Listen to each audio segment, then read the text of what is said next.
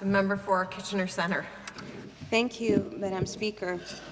I find it really interesting when we're speaking about this particular bill, because my understanding is that a lot of what the past government had that caused the chaos of the last 15 years has been kept in a different name in this particular bill.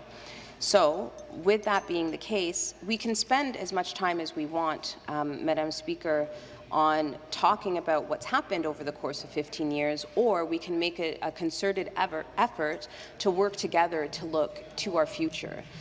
The future of privatized hydro will continue and perpetuate the same problems that we've been struggling with right now. And I think that it's really, really important for us to be clear about that. A lot of the comments from my colleagues as members of the official opposition have in fact tried to take that up. They've tried to point out moments in the sections of the legislation that will keep the door open. I think that sometimes there's a bit of tension. The government believes that there has to be a line in there that says we are privatizing in order for the door to be open to privatization.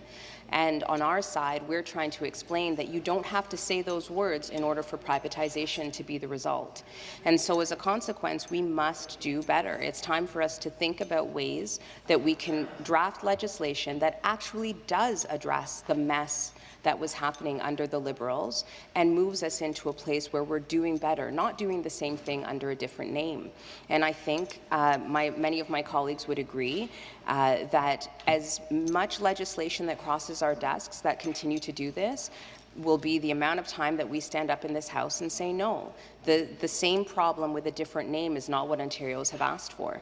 If the government says that they're here for change, then actually do something different. Don't just say that you're doing something different in a title and then do the same thing.